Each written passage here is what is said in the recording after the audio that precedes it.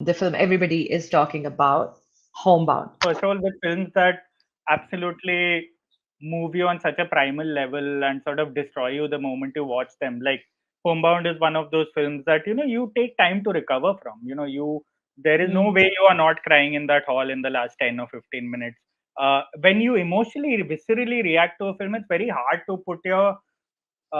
sort of put your feelings down on paper after that. It's very hard to actually then cut through the emotions and find out what the film is really about. So obviously you look for patterns uh, that affected you the most, and for me it was just this single pattern of just hope being taken away the moment it appears.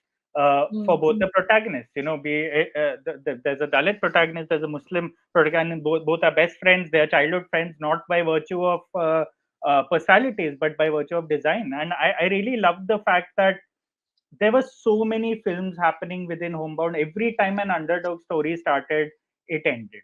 Every time, it's almost like they were not afforded the dignity of their own film throughout the Yeah. film, both of them. So that was the first pattern that stood out to me, and obviously, then you want to take it from there. And so many other things in Homebound, but uh, when there is this underlying layer, underlying sort of undertone of hopelessness throughout the film without actually shoving that down your throat, because it really isn't about like sad music and sad dialogues and like grief and murky images all the time. It is actually most of the film is shot in daylight. There are a lot of actually sweet moments between the friends. There are a lot of highs before the lows in the film. So I think it really toys with you in a non-manipulative way, and I don't often see that in mainstream Hindi cinema today. When a film is trying to squeeze you dry. Here, I felt like Mm. the emotions of the viewer were almost incidental.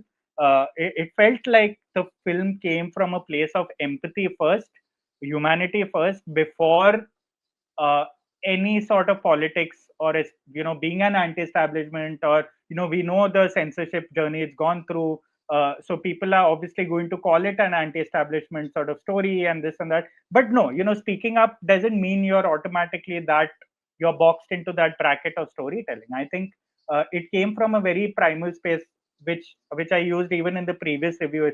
It was just about right or wrong here. It wasn't politics or it wasn't anything like that. And identity is comes down to that. And I think it's a rare Hindi film that distills the meaning of identity down to just moral sort of belonging, nothing else. Every frame of this film screams how honest this movie is and how honest Yeah. the storytelling is, and there is no agenda behind this. There is no mission, there is no message, there is no agenda. It's just honest storytelling. It's a story that, so for people who don't know this yet, but this is very common knowledge now, the author Basharat Peer wrote a piece that published in New York Times in the year 2020, Taking Amrit Home. It was a long form piece about um, these two men who were daily wage workers and had to return to their homes when the lockdown was announced in India and the state borders were closed and there was no transportation, so they had to walk. And what happens on that walk, on that journey. If you've not seen the film at this point, I believe you shouldn't be watching this because you will know what we're talking about. But to get an understanding of the genesis of the story and where it comes from, go read that piece. But Neeraj Ghaywan himself adds so much more to that piece. He adds his own life, he adds his own stories, he adds his own people. The fact that these two characters, Shoaib and what's the other character's name?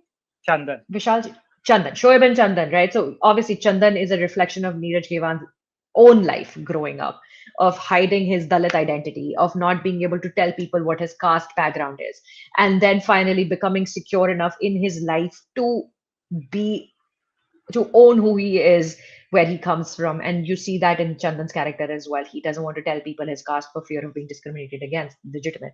And then Shoaib, this Muslim best friend of his. And these are all stories that he's embellished onto the article that Basharat Peer wrote, and he takes from his own life. The scene of going to his friend's house and stealing biryani, that's his friends that he has known in his life. The scene, the ultimate goal of Chandan's life to have enough money to have a pakka house for his parents. That's a moment from Neeraj's own life. He told me at Cannes when we were talking about his film. It's like these are all moments, and these are people I know, and that's what makes this film so deeply honest. And when a film is that honest and that truthful, then it doesn't need to have an agenda. It doesn't need to be actively anti-establishment. It's just unfortunate that we live in times right now where honesty is inherently anti-establishment, Right. because you're not encouraged to speak your truth. Because anytime you speak your truth, the disillusionment will come forth, especially if you're a filmmaker who's made a film like Masan, if you're a filmmaker who's spoken the truth, even in the ad films that he's made, one can sense that the kind of stories that he feels like he wants to tell. Um, so the whole I, we've spoken about this now, everybody off record, online, everywhere, that it's sort of incredible that this film is in theaters, let alone India's entry to the Oscar Awards.